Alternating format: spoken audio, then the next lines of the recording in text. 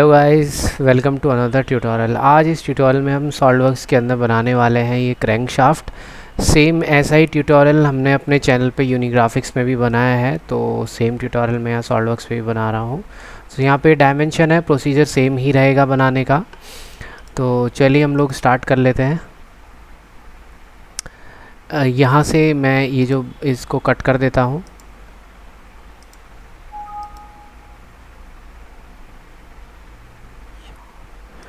फिर यहाँ से हम लोग न्यू लेंगे। न्यू लेने के बाद आपको यहाँ से पार्ट सेलेक्ट करना है और ओके।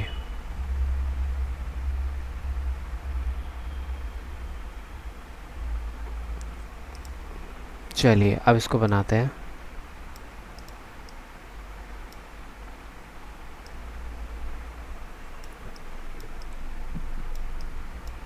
तो यहाँ से हम लोग साइड व्यू से शुरू करेंगे।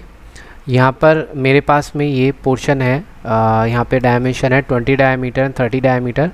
40 mm और 30 mm एक्सट्रूड करना है, तो पहले यही वाला पोर्शन हम लोग बना लेते हैं। यहाँ पे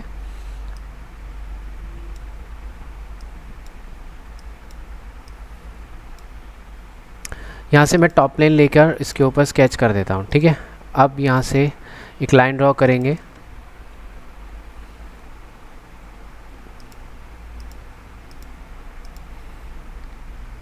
और इसको यहाँ पे मैच करा देंगे। मैच कराने के बाद डायमेंशन हमें देनी होगी and this portion is about 70 mm because 40 and 30 becomes 70. So assign 70 mm to this horizontal line. Okay, and now the diameter of this portion is 20 mm, so I am taking half of it because I will revolve this portion. Okay, सो यहाँ से हम लोग क्या करेंगे, ये वाला जो portion हो जाएगा हमारे पास 10 हो जाएगा और ये 30 है तो हाफ 15 हो जाएगा यहाँ से यहाँ तक। फिर नेक्स्ट जो हमारे पास है वो होगा ये वाला पोर्शन 30। सो 30 के लिए मैं यहाँ पे डायमेंशन दे दूँगा। सो ये 40 हो जाएगा और ये 30 हो जाएगा। Now as you can see my sketch is fully defined. So exit the sketch workbench and enter into feature and select, sorry, not extrude, revolve command. Now it is asking to you select an axis about which you wanted to get your sketch revolve. Click and OK. So आपके पास यहाँ पे ये आ जाएगा। उसके बाद आपको क्या करना है, यहाँ से अब मैं ये वाला पोर्शन बनाऊंगा। ये जो क्रैंक का वेब इसको बोलेंगे, this is a web of the crank. It is a single cylinder crank shaft. Okay, तो यहाँ से हम लोग ये वाला पोर्शन यहाँ बनाएंगे। तो स्केच लेंगे और इसके बैक फेस पर स्केच करेंगे। चलिए, first we have to make a radius 50 arc. So यहाँ से एक सर्किल बनाएंगे हम लोग सेंटर से। Radius 50, it means the diameter is 100 mm। Okay, 100 mm diameter बनाने के बाद हमें क्या करना होगा, एक सर्किल और हमें चाहिए जो कि 40 mm की गैप में होगा and it is of 25 radius. So I am taking at the centre. As you can see track is highlighting as I am bringing my mouse at the centre. So assign diameter 50 mm at the height of 40 by selecting these two centre points. So यहाँ पे 40 का यहाँ पर gap आ जाएगा हमारे पास। Okay, ये फिर भी फुली डिफाइंड नहीं है। सो कंट्रोल की प्रेस करेंगे लेफ़्ट हैंड से। ये दो पॉइंट सेलेक्ट करने हैं। Select these two point after pressing control key and choose vertical. Now it will get constraint. Okay, तो चलिए यहाँ से अब हम लोग चलते हैं। यहाँ पर कहीं पर मैं एक लाइन ड्रॉ करूँगा, देन टेक ए आर्क। यहाँ से एक आर्क लूँगा मैं और यहाँ पर एक लाइन ड्रॉ कर देंगे।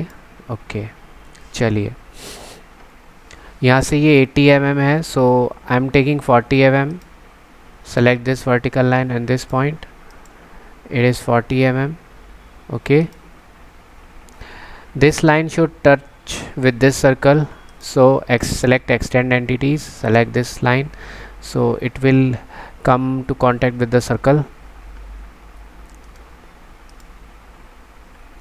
नेक्स्ट होगा हमारे पास select this line by pressing your control key with your left hand and select this circle and you will get the relation. Select tangent and I think this line is about 20 mm upside, so select this point and this point, assign 20 mm dimension. Okay, now the last thing which is left is tangent, so apply constraint, tangent constraint by pressing your control key and select these two lines and assign tangent. Okay,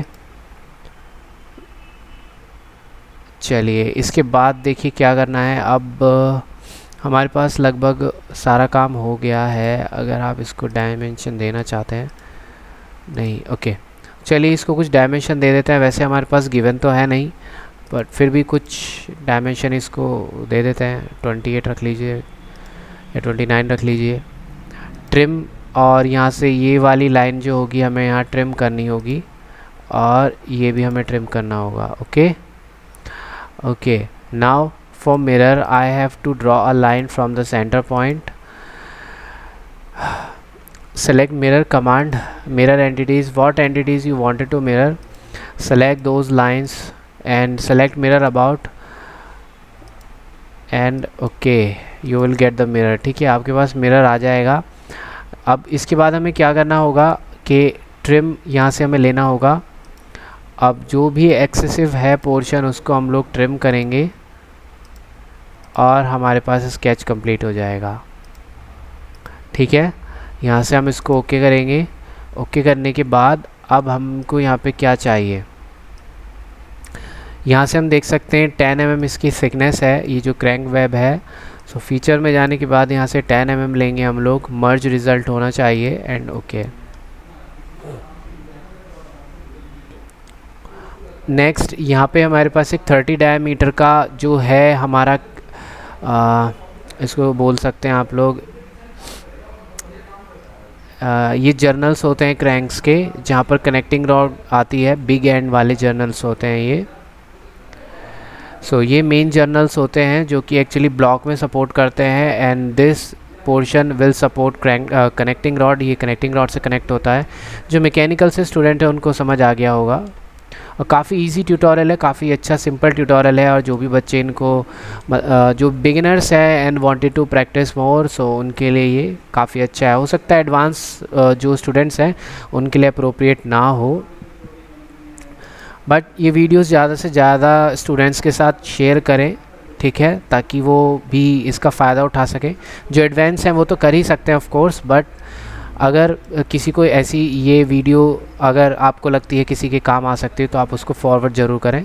okay, so sketch लेने के बाद यहाँ से face पर click करेंगे और okay, यहाँ पे 3D डायमीटर का सर्किल है. So I am taking centre point of the circle. Okay, I got the centre point. The dimension is 30 diameter.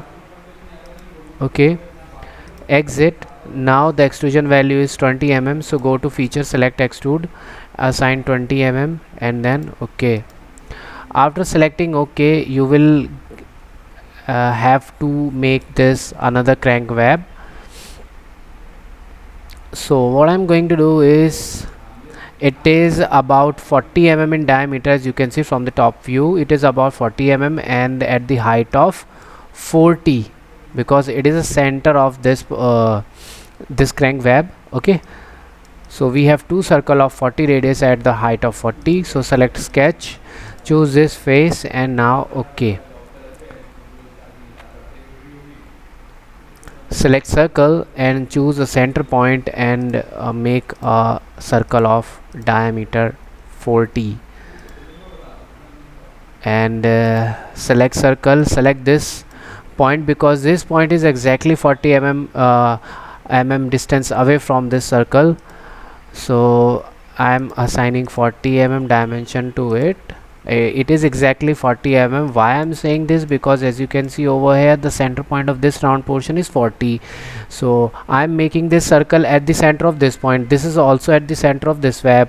So due to this it is also at the center point exact. So I am taking a line which is tangent to this line. So first draw two lines from the center point.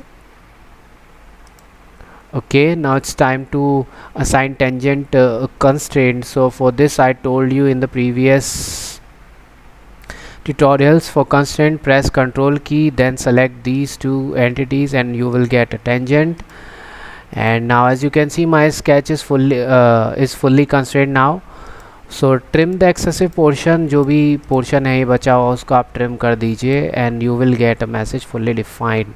Your always keep one thing in your mind, your sketch should be fully constrained. If it is not getting constrained, you have to find out why it is not getting constrained. It should be not if you haven't assigned full dimension to it, that's why it is not showing fully constrained, or you haven't applied some relations. So check all these things, try to find out yourself. That's why you will learn how to fully define your sketch. So finish, select extrude. Now this portion is about 10 mm extrude, so assign 10 mm and the results should be merged and press OK. Select sketch, again select this face, and it is about 30 mm in diameter and about 5 mm extrude, because it is showing dimension from the back side of this second web, so it is about 5 mm. Okay, 5 mm extrude. So take a circle and find out the center point and assign dimension 30 mm as I am assigning. Okay, again the extrusion value is 5, I calculated before selecting the before sketching the sketch. It is about 5 mm. Okay,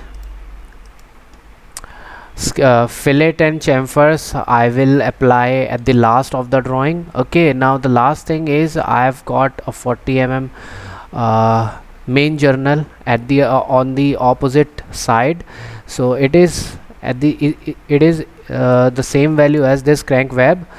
Okay, so select sketch and choose this face for the sketch and assign 40 diameter circle. Okay, so ये आपका पूरा constraint हो जाएगा, not 50, 40, and okay, go to sketch and it is showing 40 mm because it is taking from the back side of this web. So it and this web is 10 mm, so I'm subtracting 10 from 40, I will get 30 though, so extrusion value will be 30. Okay, good. The last thing is some sketch based features. There this crankshaft is also have a 2 diameter or very small hole at the crank pin, I think for the oil pass, for the oil supply. So go to hole wizard,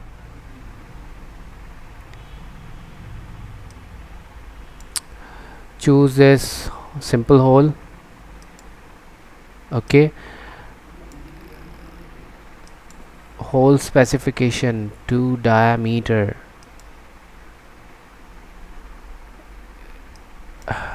degree should be 0,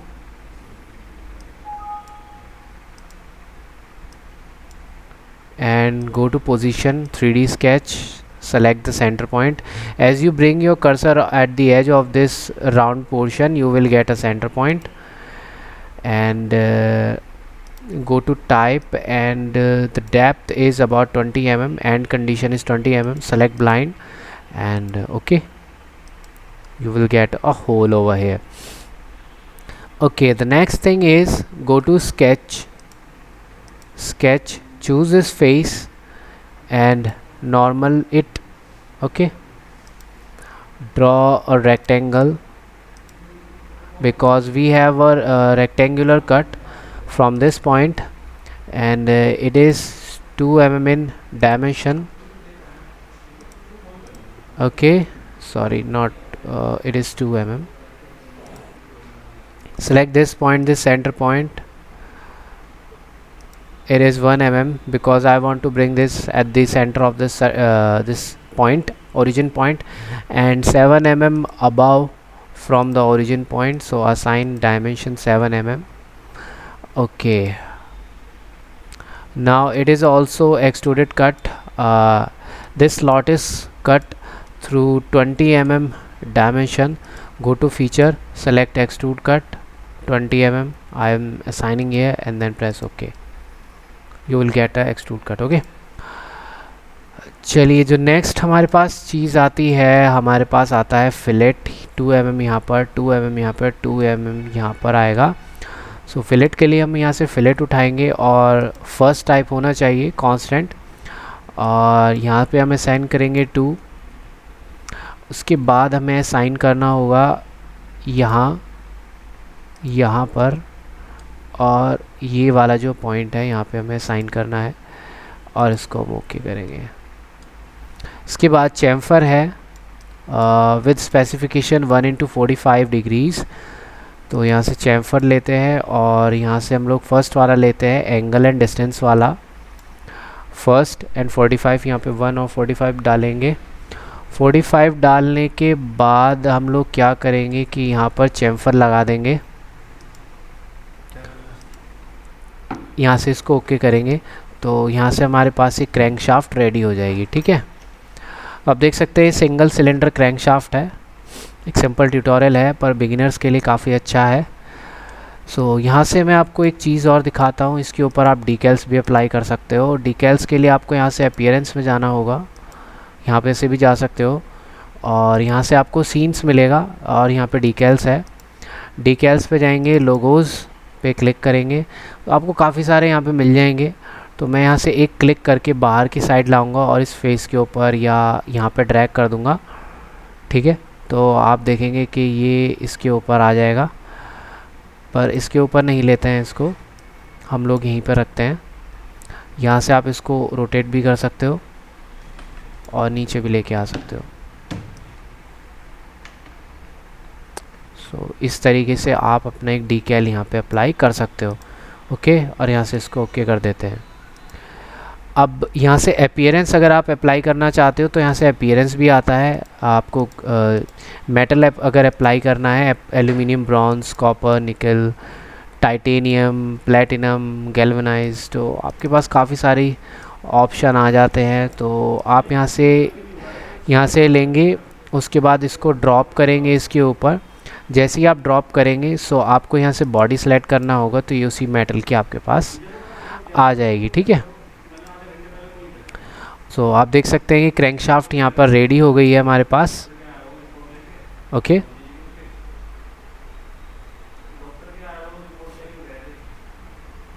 सो मेरे पास ये already save है तो मैं इसे save नहीं कर रहा हूँ। ओके, सो आप इसको सेव करें। सो आई होप ये ट्यूटोरियल आपको पसंद आया होगा। If you like this tutorial सो हमारे चैनल सब्सक्राइब कीजिए फॉर मोर वीडियोस। तो मैं बिगिनर्स के लिए ऐसी वीडियोस डालता रहता हूँ, बिकॉज एडवांस तो प्रैक्टिस कर ही सकते हैं, लेकिन बिगिनर्स के लिए भी हमें कुछ करना है, तो इसलिए हम ये इजी ट्यूटोरियल्स हम इसके ऊपर डालते रहते हैं। और जो भी स्टूडेंट्स बीटेक में हैं, मैकेनिकल में हैं और ऐसा ही कुछ अगर प्रोजेक्ट बनाना चाहते हैं मशीन्स के ऊपर, तो ये क्रैंकशाफ्ट उनके लिए काफ़ी अच्छी हो सकती है। Okay, thank you guys.